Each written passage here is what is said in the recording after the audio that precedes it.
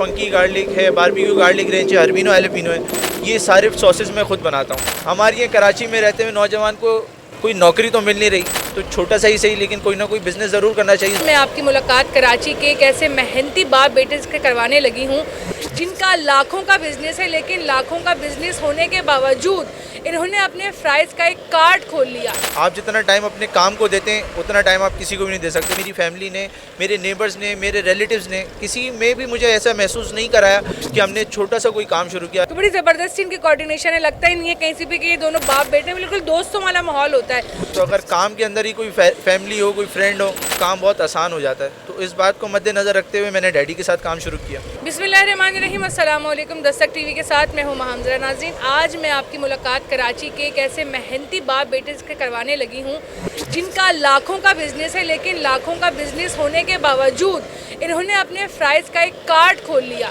इसके पीछे बहुत इंटरेस्टिंग सी कहानी है, एक बहुत ज़बरदस्त सी स्टोरी है इन बाप बेटी की। आखिर क्या वजह बनी जो इन्होंने लाखों रुपए कमाते हुए एक फ्राइज़ का कार्ट खोला और यहाँ पर दोनों बाप बेटे मिल के बहुत ही यकजहती के साथ, बड़ी मोहब्बत के साथ यहाँ पे काम कर रहे होते हैं। तो आइए की मुलाकात करवाते हैं तस्मीर से और अरशद अंकल से और पूछते हैं कि क्या वजह थी जिन्होंने लाखों रुपए का बिजनेस होते हुए यहाँ पर अपना एक कार्ट खोल लिया। तस्वीर, सबसे पहले ये बताएं कि एक बंदे का जब बिज़नेस चल रहा होता है, लाखों रुपए उससे आप अर्न कर रहे हैं, उसके बावजूद अगर आप एक फ्राइज़ का छोटा सा कार्ट खोलते हैं तो बहुत सारे सवालात जो है ना वो जन्म लेते हैं कि भाई क्या वजह बनी, क्यों खोला, लाखों रुपए कमा रहे थे, दाल रोटी क्या चिकन रोटी चल रही थी, फिर भी ये काम क्यों शुरू किया।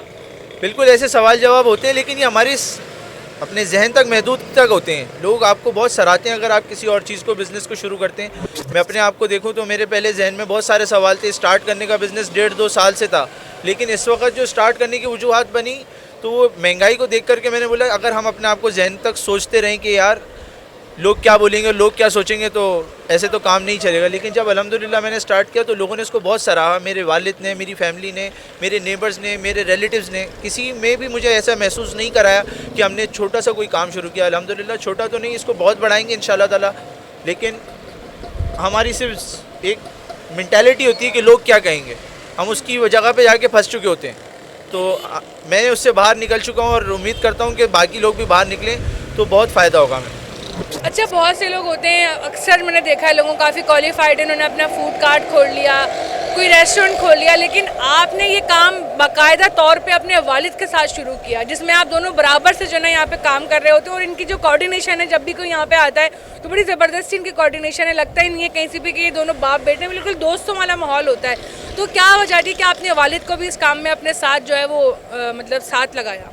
मैं चाहता तो काफ़ी टाइम से था कि कोई सेकेंडरी बिज़नेस शुरू करूँ, अल्हम्दुलिल्लाह अल्लाह पाक ने शुरू करा दिया। लेकिन चाहत यही थी कि कोई डैडी के साथ मिलके कोई चीज़ हो जिसके साथ इनके साथ कोई टाइम स्पेंड हो सके। देखें घर के अंदर तो वाइफ, वालदा सबको देखा जाता है, बिज़नेस में दूसरे को देखा जाता है, लेकिन जितना टाइम एज बीइंग एक मैन आप जितना टाइम अपने काम को देते हैं उतना टाइम आप किसी को भी नहीं दे सकते। तो अगर काम के अंदर ही कोई फैमिली हो, कोई फ्रेंड हो, तो आपको वो काम बहुत आसान हो जाता है। तो इस बात को मद्देनज़र रखते हुए मैंने डैडी के साथ काम शुरू किया।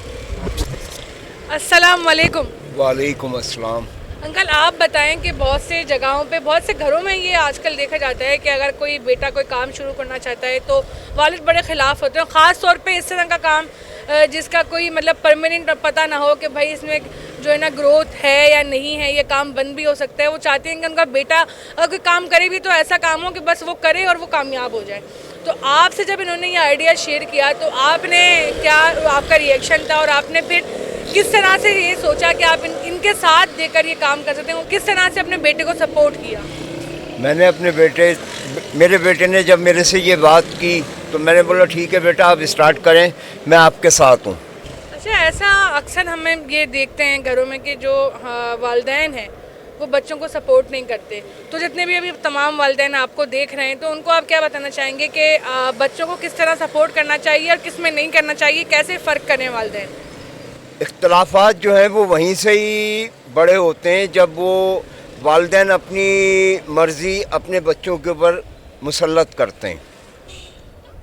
अच्छा, आप लोगों की कोऑर्डिनेशन भी बड़ी ज़बरदस्ती होती है, मतलब लगता नहीं है आप दोनों जो है वो बाप बेटे हैं, क्योंकि बिल्कुल दोस्तों वाला माहौल है, फुल तफरी, एक दूसरे से मजाक, इंग्लिश में बातें कर रहे होते हैं भाई यहाँ पे खड़े होके। तो ये कोऑर्डिनेशन किस तरह से आप लोगों के अंदर है? मैंने आपको कहा ना कि हमारे घर का जो माहौल है वो ऐसा कहीं पर भी नहीं है कि मैं बाप हूँ, ये मेरे बेटे हैं, मैं इनके ऊपर ज़बरदस्ती करूँ या कोई इनके ऊपर ऑर्डर पास करूँ, ऐसा कुछ नहीं है। हम लोगों को जो भी एक दूसरे से बात करनी होती है, हम लोग बहुत तहम्मुल के साथ एक दूसरे की बात समझते हैं और फिर आगे काम करते हैं।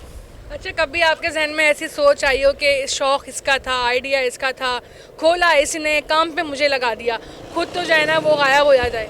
नहीं, ऐसा नहीं है, ऐसा बिल्कुल भी नहीं है। अल्लाह का शुक्र है कि ये काम शुरू किया है, हम दोनों ने मिलकर शुरू किया है और इंशाल्लाह इसको पाया तकमील पे भी हम दोनों ही पहुंचाएंगे। अच्छा तस्मीर, यहाँ पे काफ़ी सारे डिफरेंट फ्लेवर्स आपने मुतारिफ़ करवाएं। ऐसे तो फ्राइज़ की काफ़ी वैरायटी जो है मार्केट में आ चुकी है, लेकिन यहाँ पे आपने जो भी चीज़ें हैं वो आपने खुद ही बनाई हो, चाहे वो सॉसेज हो गए, मसाले हो गए, खुद ही तैयार करते हैं। तो किस तरह से आइडिया लिया और कौन कौन से फ्लेवर जो हैं आपने न्यू और यूनिक यहाँ पे जो है ना मुतारिफ़ करवाए?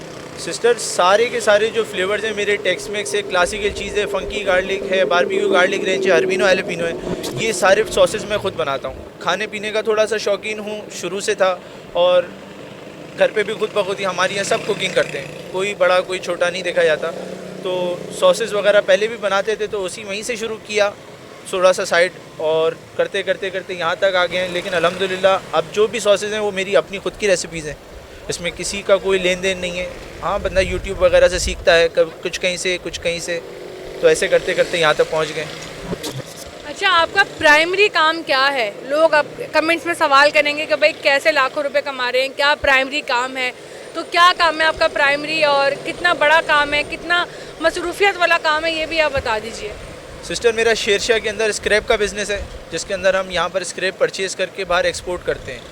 मगर अब हमारी हुकूमत की जिसने बोर्ड बंद कर दी है, तो हमारा जब माल हम परचेज़ ही नहीं कर पा रहे तो हम सेल क्या कर सकें। वालिदैन को चाहिए कि अपनी औलाद को सपोर्ट करें, वो क्या काम करना चाहते हैं उनके साथ मिल के वो ये काम करें, ठीक है। उसमें बहुत बेहतरी होती है कि बड़े का साया उसके ऊपर मौजूद होता है, उसको देखता है क्या नहीं है, सारी चीज़ें उसमें इंक्लूड होती हैं। ये ना सोचे कि बेटे को अगर मैं ये काम पे लगा दूंगा तो क्या होगा, जब एक बड़े का उसके ऊपर सरपरस्ती होगी तो वो इंशाल्लाह कामयाबी होगी उसमें। बिल्कुल, बहुत ज़बरदस्त बात कही अंकल ने। अच्छा, आप बताइए तस्मीर कि आप तमाम देखने वाले जो नौजवान नस्ल है जिनके अपने बापों से बिल्कुल नहीं बनती, उनको आप क्या बोलना चाहेंगे? देखिए, बाप तो जब साथ हैं तब तक के लिए ज़िंदगी है, तब तक खुश रहना चाहिए उनके साथ। मर जाने के बाद अगर याद किया तो क्या किया।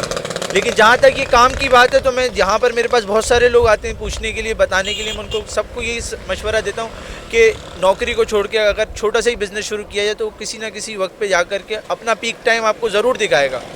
हमारे ये कराची में रहते हुए नौजवान को कोई नौकरी तो मिल नहीं रही, तो छोटा सा ही सही लेकिन कोई ना कोई बिज़नेस ज़रूर करना चाहिए। ज़रूरी नहीं फ्राइज़ हो, कोई खाने पीने का, कोई नई चीज़, सारी दुनिया के अंदर आइडियाज़ हैं। आप नेट सर्च करते हैं, इतना हम लोग फ़ोन टाइम इस्तेमाल करते हैं, उसमें कोई सीखने की चीज़ करें तो अपना कोई बिज़नेस हो वो बहुत बेहतर है।